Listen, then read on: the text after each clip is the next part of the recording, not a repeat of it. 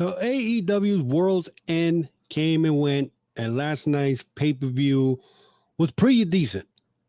I didn't like the ending. I was expecting more when it came to, the ending of it. I thought I was going to have a surprise, and pretty much setting up what's going to happen starting next year. But apparently, it didn't turn out the way I thought. But we're going to go through AEW's World's End and the matches that we saw last night. Plus, I'm going to give you my top 5 episodes of the year, which I felt that those were the best ones that people actually got into it. And we're going to be talking about that and much more on the Chokeslam Wrestling Report year-end podcast. Let's go. Is the moment we've all been waiting for the thousands in attendance and the millions watching around the world. Ladies and gentlemen, let's get ready to rumble!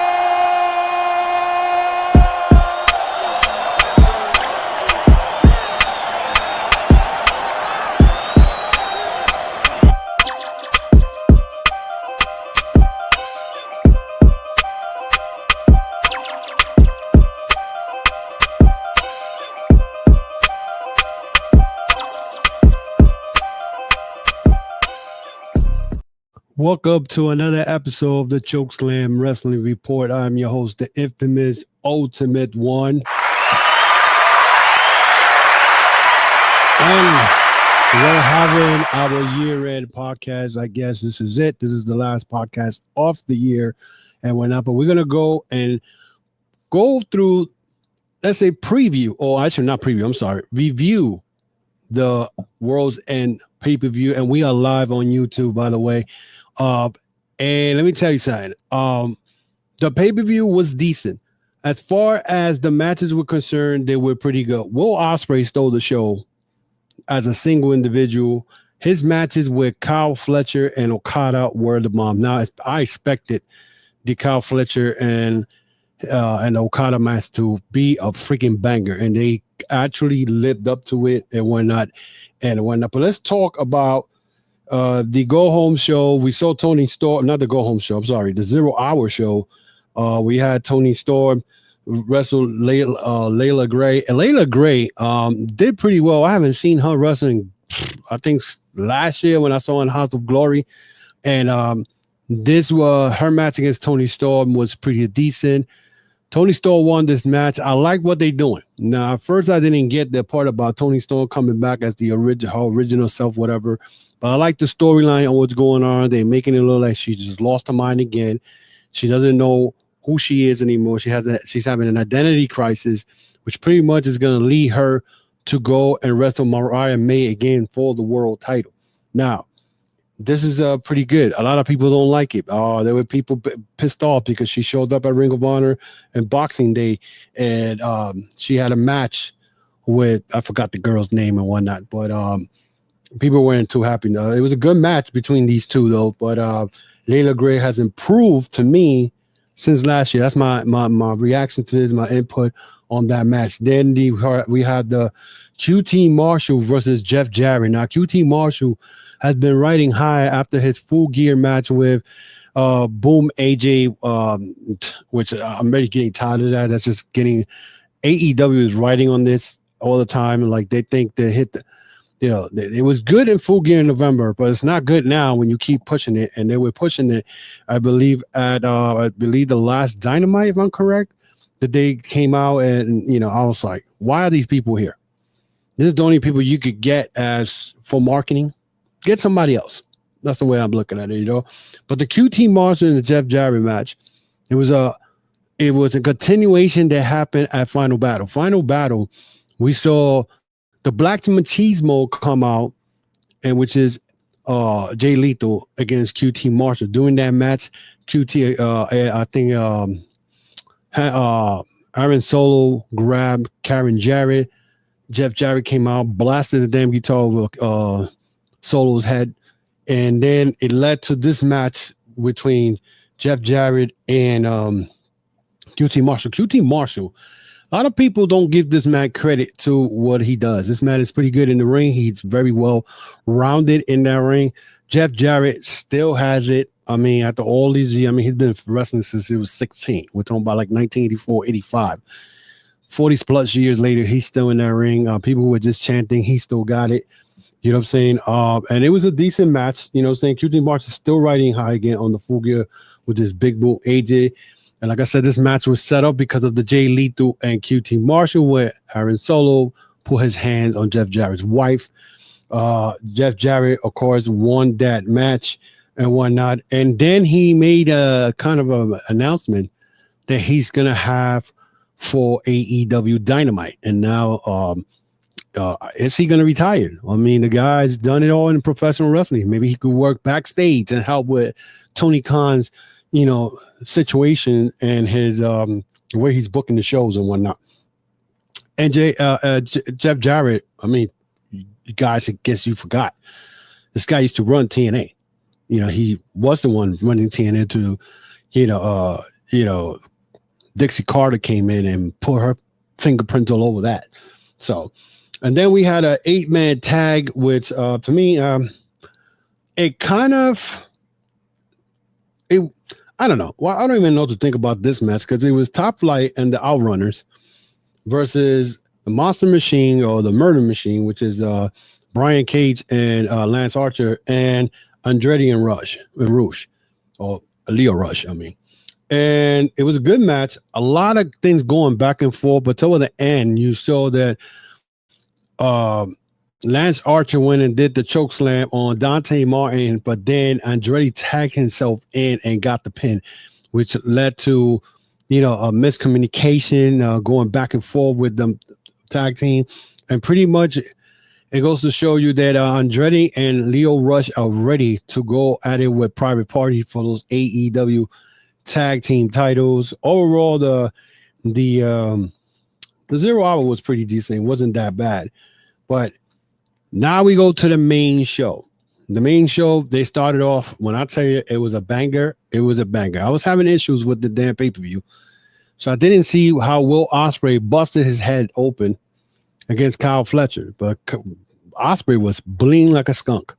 And Kyle Fletcher, he continues, to me, to improve and get better. And his heel persona is getting better, and by the time better. It's funny how he's rising up to the occasion. Meanwhile, Mark Davis, his tag team partner who used to be Aussie Open, he's getting pinned or, you know, is not doing well as a single wrestler. They need to bring Aussie Open back together as a tag team. Though now Kyle Fletcher is already, you know, already at that point, at that level. You know what I'm saying? The guy won the Ring of Honor World Television Championship and whatnot and held it for a while. So Kyle Fletcher right now, as part of the Don Callis, is blowing up at this match. I'm telling you, I'm sure that Meltzer's going to give this match a 5 stars somewhere, because let me tell you, Will Ospreay does not disappoint when he's in that ring, and Kyle Fletcher does not disappoint either. I was very surprised that, you know, Fletcher lost. Fletcher had the most point, I believe. I think he had 12 points in the tournament, the Classic. But this was a very good tournament for him and what he did in that ring during the tournament. He had some awesome matches. He had a great banger with Mark Briscoe.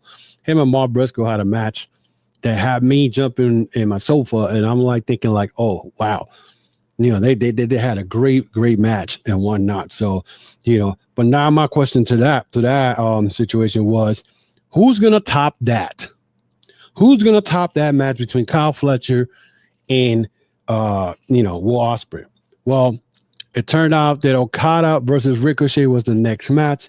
Okada pretty much is Okada. He's the king of tournaments. He has won 5 tournaments already. I mean, they were counting the Classic compared to the G1. He has won 4 out there. They're talking about he tied Masahiro Chono. No, he didn't, because Masahiro Chono won 5 G1 Climax. Okada has won 4. You can't count the Continental because it's not a New Japan thing. You know what I'm saying? So the next match was Ricochet versus Okada. Now, I already knew that Okada was not losing to Ricochet. No freaking way. You know what I'm saying? And I knew it because Ricochet was getting into it with the fans, not paying attention.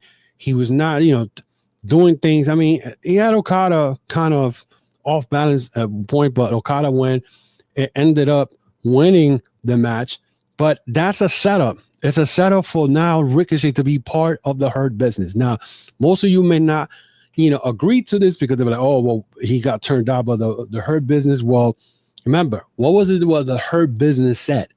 Is in order for you to be part of the Hurt Business, you must hurt someone. Who came out after that Ricochet Okada match? No other than Swerve. Swerve came out and kind of embarrassed Ricochet. He embarrassed him. He embarrassed him by coming out with Prince Nana with a wagon full of paper toilet. And he told the fans in the front, on the count of 3, throw the toilet papers at Ricochet. And it was an embarrassment. You saw Ricochet in the middle of the ring with toilet paper around him. So pretty much you could tell he was pissed. And that's going to be a setup for now the Hurt Business and whatnot to bring him in. But the only thing I could see it happening is Ricochet attacking and hurting Swerve down the line, and God knows when, because now the next pay-per-view for AEW is on March 9th, which is 2 months from now and whatnot. So we'll see what happens on that. Then we had the Thunder versus Mariah May. Now, my reaction to this, the Mariah May and whatnot. What I don't get is, why was this match a Tijuana street fight? There was not enough built for it to be a Tijuana street fight. And to me, the way I look at it, it was another Thunder Rosa probably playing politics in the back, getting a title shot that she does not deserve. I don't care what anybody tells me. I have not become I stopped being a Thunder Rosa fan, especially after I heard that, she didn't want to lose the belt to Toni Storm a couple of years ago, but here's Thunder Rosa having another title match with Mariah May, but in a hardcore match. Why? There was not enough buildup for that to get to that point and whatnot. Now, at one point, you even saw Thunder Rosa take looks like a package driver to the mat with, when you had a bunch of thumbtacks in the ring. I mean, and she had thumbtacks all over the back. And then she brought her father forward. The guy don't even speak English. He had a Spanish sign and whatnot. And he was just, it didn't make no sense to me. It didn't make no sense of why this match was even a Tijuana street fight, why this match was a hardcore match, because at the end of the day, there was not enough buildup. Now, who wrestles Mariah May next? We don't know. I mean, you still got Deonna Purrazzo out there, but Deonna Purrazzo, they got her parading with Taya Valkyrie. Then whatnot. Now, Purrazzo is going to go at it again with Toni Storm on next week's Collision. So my question is, why? The next match was Adam Cole versus MJF for the AEW ring. Now, the AEW ring, again, I have to question, why do AEW does this stupid match every year? You have MJF with this AEW ring, right? They do a battle royal every year to have somebody face him for this ring. And again, it happened again this year. Adam Cole loses to MJF. MJF still keeps the ring. What's the point of having this ring and whatnot and having it in a match when he only defends it once? He uses it, but again, they were trying, to me, the way I look at it, they were trying to right the wrong they did from last year. This time last year, they had World's End. This time last year, MJF lost the AEW World title to Samoa Joe. The Devils, that person who was in the Devil mask, was revealed, and it ended up to be Adam Cole. Adam Cole was already hurt. He was in crutches, right? The Undisputed Era or Undisputed Kingdom, whatever you want to call them, was behind Adam Cole. So when the year started this year, we saw Adam Cole out of wrestling because he was still hurt, and MJF out of wrestling because he was hurt. So here we go. 11 months later, we have the match, and we have MJF beat Adam Cole and whatnot. And then the Undisputed Era or Undisputed Kingdom gets together to beat up MJF. What's the moral of this story? Is the Undisputed Kingdom heel or babyface. Roderick Strong returned. Kyle O'Reilly joined the team, so he's not part of the conglomeration no more. So they're back. They're back. Now, what they're gonna do with this? I don't know. We got too many factions. Got too many things going on and whatnot. You know. So I don't want to see this dumb, stupid battle royal next year again. I don't, because you're not gonna take the damn belt, the ring off MJF. You're not. The guy's won the shit 5 years in a row. You know what I'm saying? Or 6 years in a row, whatever it is. The AEW International title match lived up to the hype. This match showed what Powerhouse Hobbs and Takeshita do in wrestling. Powerhouse Hobbs again came out a little short to win the belt, and when I don't know if it was he was really hurt, because he hurt his knee during the summer. He was out for a while. Takeshita, I mean, what can I say about Takeshita?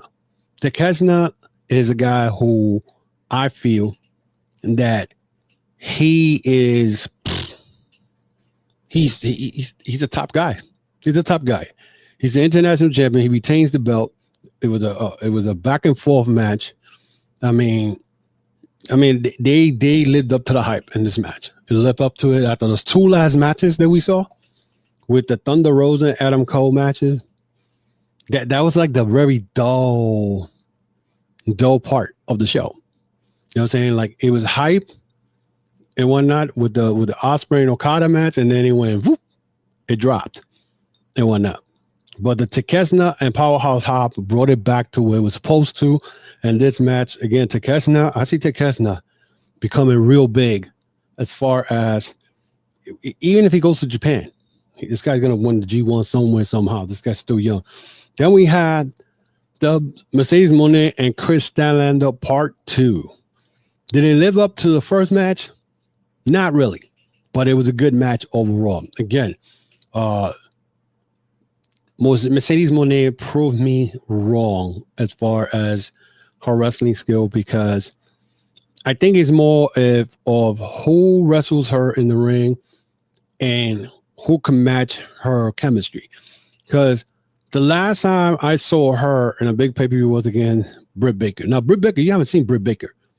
And Britt Baker had a shitty-ass match with Mercedes Moné. But as far as Mercedes Moné's last 3 matches that I've seen her, 2 of them with Statlander, 1 with the girl from Japan. I forgot her name. I can't get her in my head right now. Okay, those matches were banger.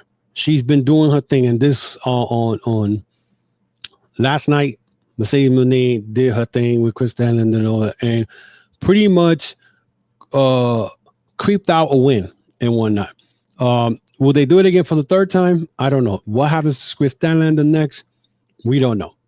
We do not know. I think I was telling him, I thought she was going to lose the belt. I felt like Statlander should have got the belt back. And then you move Mercedes Moné to the World Championship scene, have her be the next challenger to Mariah May. But I guess they're not doing that. I guess they didn't do that for the simple fact because now for Wrestle Dynasty, she's supposed to wrestle Shira, oh my God, what's her name? Mina Shirakawa. And Mina Shirakawa is the Red Pro Women's Champion. And of course, Mercedes Moné is the TBS and the New Japan Strong Women's Champion. So it's going to be title versus title for Wrestle Dynasty. And that's why I guess they didn't pull the plug on that as far as taking the belt away from Mercedes Moné. Then we have the finals of the Classic. Okada versus Ospreay. It was New Japan Pro Wrestling all over again between these two. And they did not disappoint. Again, Will Ospreay took it to the next level with Ospreay and whatnot. And was it better than his Kyle Fletcher match? No, not really. Just a little tad bit later. But him and Okada, I mean, the chemistry that they have is incredible. Okada ended up winning the match by hitting the Rainmaker on Ospreay, and I was surprised. I was surprised that Okada actually won the whole damn thing. I mean, and again, Okada wins the Classic and whatnot. They claim that's his 5th tournament, round robin tournament. and they were like, "Oh, he's up there with Chono." Again, I say Masahiro Chono, 5 IWGP G1 Climax tournaments won by him. Cannot put Okada there because Okada has now won 5 IWGPs. I mean, 5 G1 Climax, actually. He won the Classic. Classic's here in the United States. It's not in Japan. So, but they call him, he's the king of these type of tournaments here in the in the modern day era. And after that, you had Christopher Daniels come out, and he said, at this present time, I'm the one who go up there and give you the title. And but as of now, I am no longer the EVP.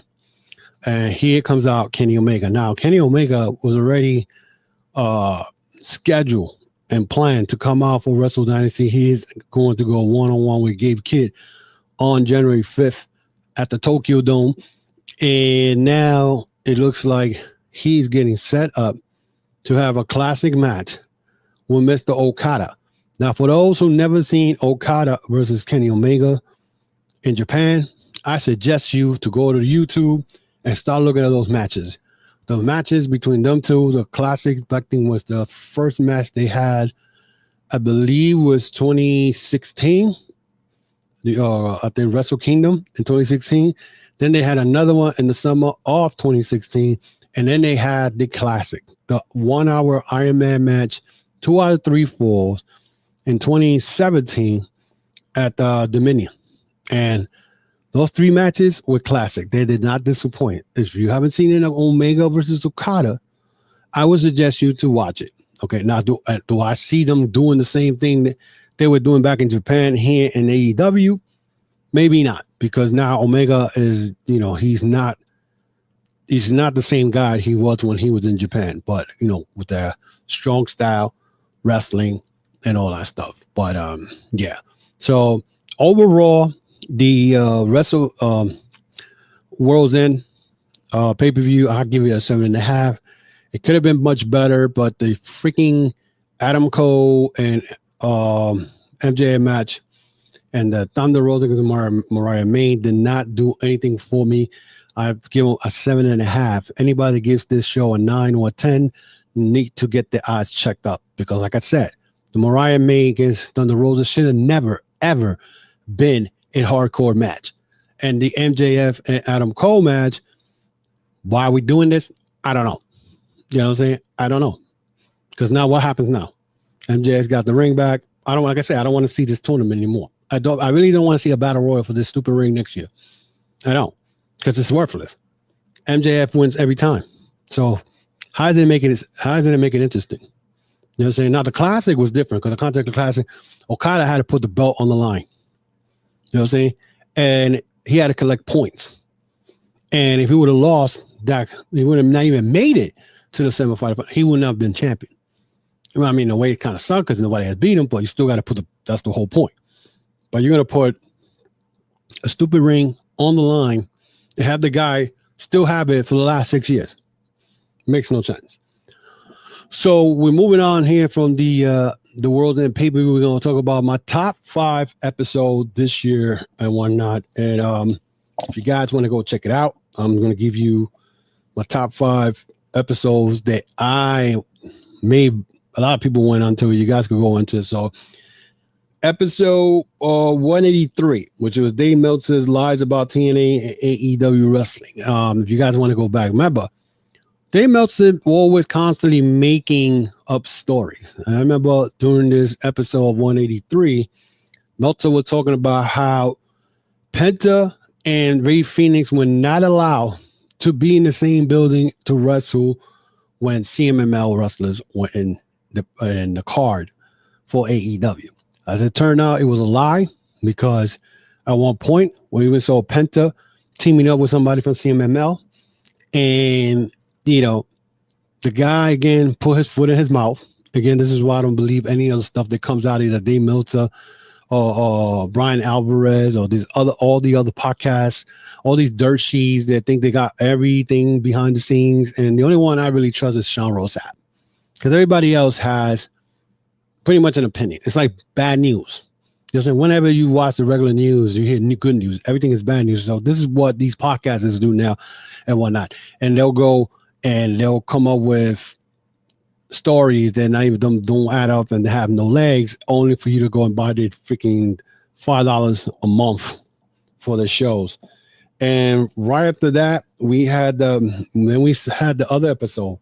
I think episode 186. Who remembers when Ryback, when it ended up slamming Paul Heyman because he made it to the Hall of Fame. Now, Ryback, of course, this guy is bitter.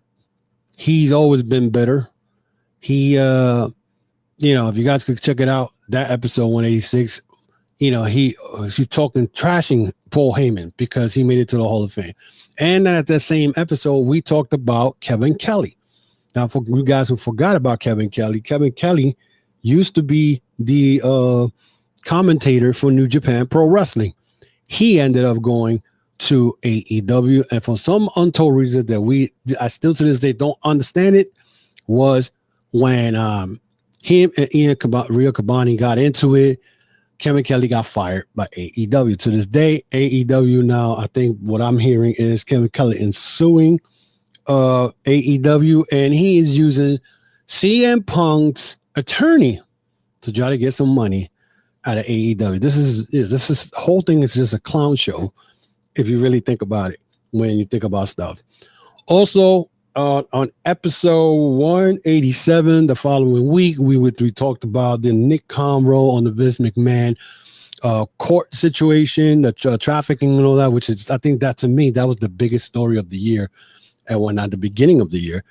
And now it looks like this Vince McMahon situation is going to continue and whatnot, because it paused for a minute when the federal government was looking at other stuff that has to do with Vince McMahon and his financial assets and whatnot. And now, from what I heard, that they're going to continue on with this lawsuit and whatnot. And like I said before, there's going to be a lot of other people being called to this damn trial when it does start. And I'm telling you right now, Triple H will be called, it will be subpoenaed down the line. You know what I'm saying? And I won't be surprised if all the other people that quit. I forgot the other guys. He used to be the head of production in WWE. A lot of guys who are now no longer. Bruce Pritchard's another one. I bet you he's going to get called. So, but Nick Khan was even brought up, saying that I think he was the number 2 guy on the documents from the lawsuit. So, and the thing I hear a lot is people talking about, oh, Brock Lesnar is coming back. Brock Lesnar is not coming back. Okay. Ari Hawani is not, I think that's the guy's name from TKO. He's not bringing back someone who's going to give a black eye or a black cloud over his company. That's not going to happen. Brock Lesnar is done. He's not coming back. So everybody who thinks that Brock Lesnar should be coming back, you need to get your head checked, to be honest. So, then, of course, we had the Stephanie Vaquel, which I feel that was like one of the biggest behind the Vince McMahon situation. The Stephanie Vaquel situation. Remember when Stephanie Vaquel wrestled at Forbidden Door and she had her match against Mercedes Moné? Everybody thought she was going to sign with AEW. But behind the scenes, Miss Stephanie Vaquel was doing, little shady shit. You know what I'm saying? Same thing that Penta and Phoenix did. The only thing was that CMML, don't stop the talent from negotiating with WWE, because the week after the Forbidden Door, with her match with Mercedes Moné and whatnot, where she lost the New Japan Strong to Mercedes, she had went to NXT pay-per-view. I forgot. I can't remember the name right now. And she went and had a closed door negotiation with WWE, and she signed with WWE, even though she still had dates with CMML and New Japan. And instead of her doing business like you're supposed to do business, she didn't do that. And New Japan and CMML were pissed would be that they stripped her off the Women's World Championship and the Tag Team Championship. New Japan was tight and whatnot. So she pretty much screwed New Japan, screwed CMLL, and went to WWE because this is her lifelong dream. But I always say there's always a karma for everything. Now, right now, she's in NXT doing her thing, and I wish her the best. I love Stephanie Vaquero. You know what I'm saying? I just feel like she should have never lost to Mercedes Moné and whatnot. But even though she would have probably got stripped from the New Japan Strong anyway. So maybe there was something that we didn't know behind the scene that she was going to leave. You know what I'm saying? And to me, it was kind of a bullcrap move. And this is like the second time that AEW gets screwed over in a way because AEW was thinking of signing her. You know what I'm saying? But that didn't happen. So and whatnot. That was episode 203. If you guys want to go check that out when I speak about that and whatnot. So also episode actually no bullshit. That was it 203? Yeah, that was 203. Then episode 204 was the following week. We talked about the Bobby Lashley and MVP going to AEW. And of course, we know they already there, known as the Hurt Syndicate, which I talked about how Ricochet is going to end up being part of that after he does attack Swerve down the line somewhere in a couple of weeks. We're going to see that. And there also was the rumor. I mean, because really it's the rumor. And they talk about this a lot about how WWE and Triple H, you know, their racism, they don't do stuff for black people, but blase. But yet the women's tag team champions are black. So, you know, it's crazy. You know what I'm saying? Like I said, I picked these top 5 because these were the ones that everybody went to my channel on the YouTube channel and pretty much put more emphasis to it and more attention to it. You know, the crazy thing is that, you know, when I come in here on my podcast on the YouTube channel and talk about all this stuff, I give you guys my opinion because sometimes you got to be careful of what you report or what you say. So now, I'm just going to give you my reaction to it. You know what I'm saying? Because a lot of what I've been seeing this year, as this podcast, the last one for the year, you know, I stopped dealing with other podcasters because they live on the dirt sheets, you know, and they believe everything that is put on Facebook, Twitter, Instagram, and they believe everything that they see. They post it right away because the thing is true. First of all, you got to use your common sense. That's the way I look at it. When you go and see stuff on wrestling, when it comes to pro wrestling, and you see stuff like, you know, we're seeing The Rock is not going to wrestle, and he's not going to wrestle for WrestleMania this year. How is that possible that he's not going to wrestle when he already had a promo the night after WrestleMania with Cody Rhodes? Now, he may not wrestle at WrestleMania, Cody Rhodes, but I guess now, actually, it's official because Cody Rhodes is wrestling Kevin Owens at the Rumble. You know? So, we are live, of course. Again, I want to mention that because I'm pausing right now. So, but I don't care. We live. Anything goes when it comes to live. So, and then you have to think about it. Like, he's gonna wrestle Cody Rhodes unless Cody loses the belts to Kevin Owens, and then is I don't see Cody losing the belt to Kevin Owens unless something happens because it's now a ladder match for Royal Rumble. Then we have again, you know, The Rock gonna go at it. But anyway, my point is that most people believe anything when it comes to these dirt sheets. You know what I'm saying? I rely on Sean Rossap. And the reason I rely on Sean Rossap because he is on point 98% of the time. 98%. All the other ones, WrestleBoats, Cultaholic, you got podcasts that they get on TV every week or on the YouTube channel and pretty much trash AEW because now, you know, he's a CM Punk lover. He's a WWE writer now because, you know, WWE is doing well now. But before, used to trash WWE, and he was deriding the AEW and whatnot. So he's another guy that uses clickbait on his title to make you believe that anything he's going to say is true. You know what I'm saying? And it's crazy, but it's been a crazy year when I decided that, you know what, there's too much tribalism. I don't believe in tribalism, to be honest. I watch everything. I watch every wrestling there is. I watch New Japan. I watch AEW. I watch WWE if I have to. If I got to watch a TNA show, I'll watch a TNA show. But right now, the way I'm looking at it is a lot of things going on with wrestling, and we just got to sit back and enjoy it. All this freaking stupidity on X, on Facebook, everybody thinks they know everything behind the scene. They don't. 98% of y'all don't. You know what I'm saying? It's just the trolls continue because they got nothing better. I'm going to see what's going to happen now with Raw going to Netflix on January 6th. Most of you can't even afford the fucking Netflix to watch it. So you'll go in and see it illegally online. You know what I'm saying? So what are you going to do? Oh, nobody going to be Raw? Of course, Raw is going to be in fucking streaming.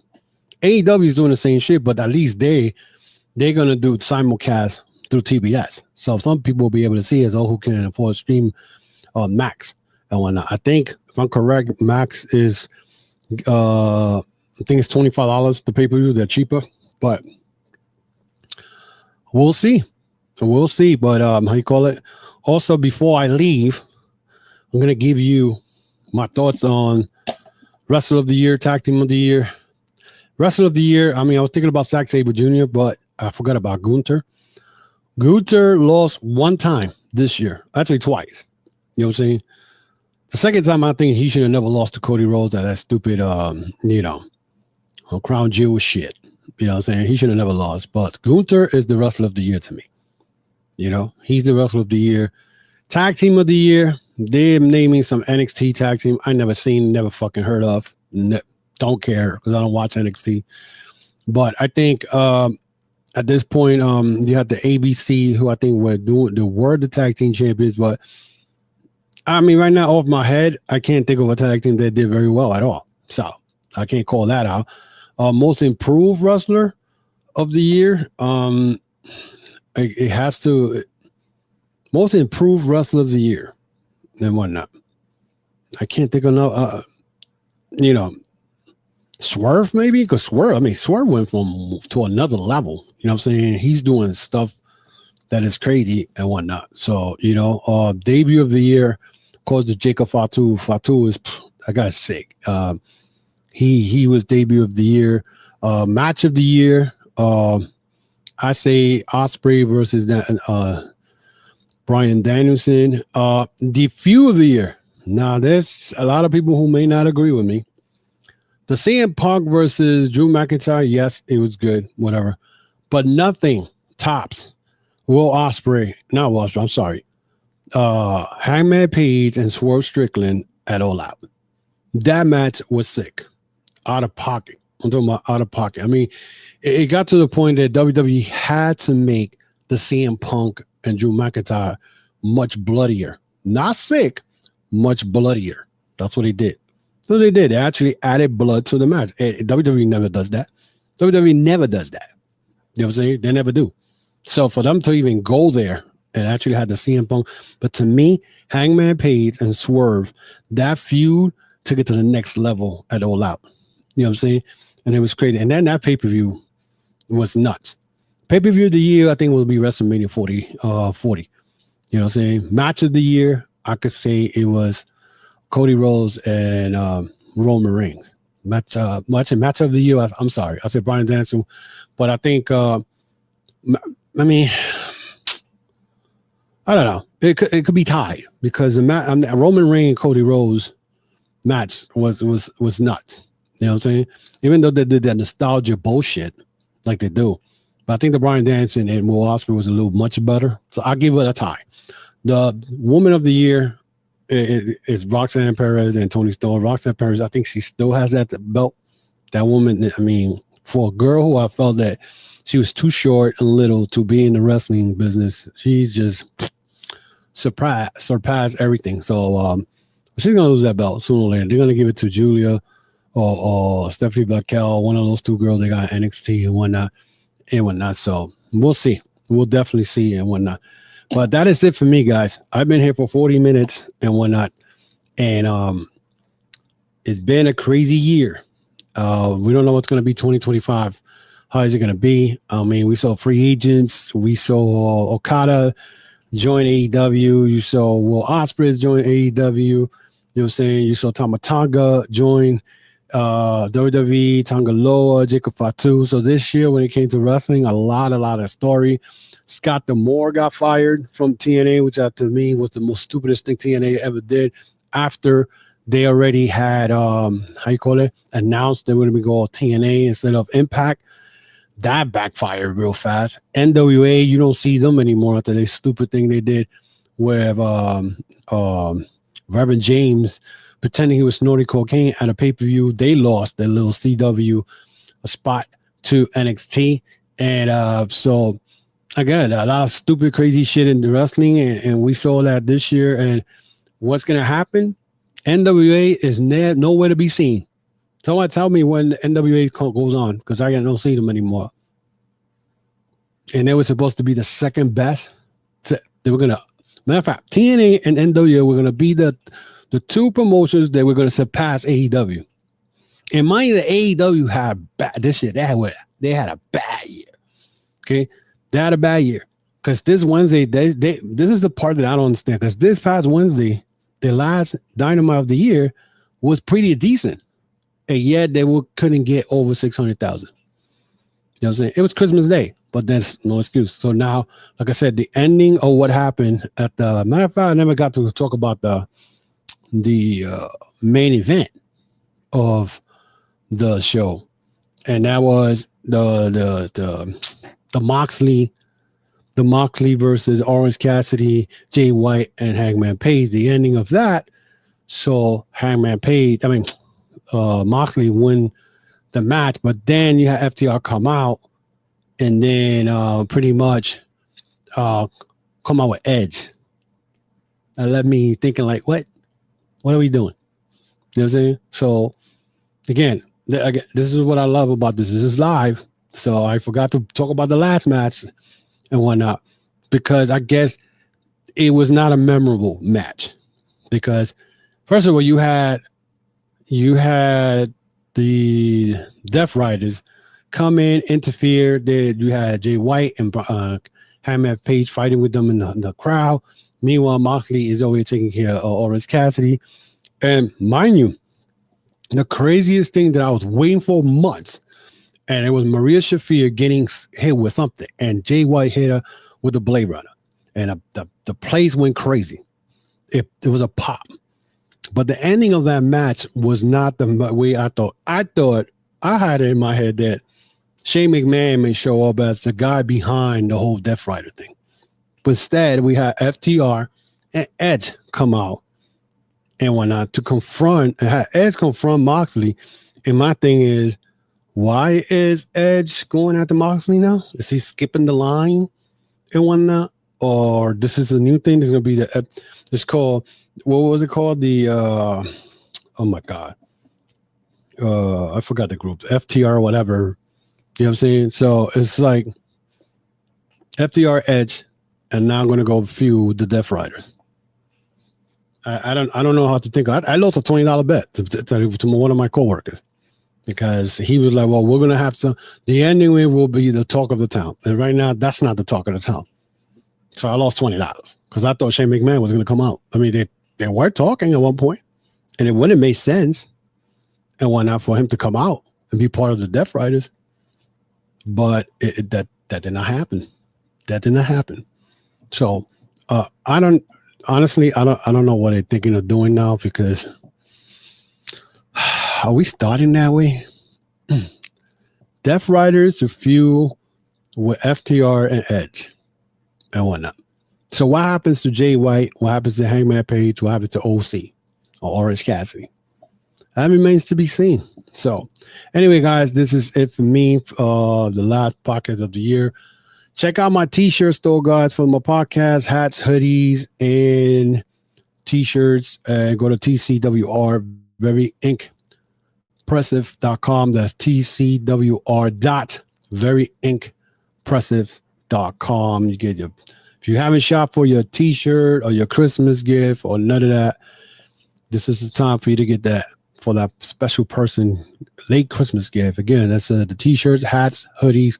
Go to TCWR.veryimpressive.com. That's TCWR.veryimpressive.com and get your t-shirt, hoodies, and all that. Also, if you guys want to follow me on the social platform or social media platform, then you see it right there. You can find me on Facebook, Instagram, the X, of course, the YouTube channel. Follow me there on the YouTube channel.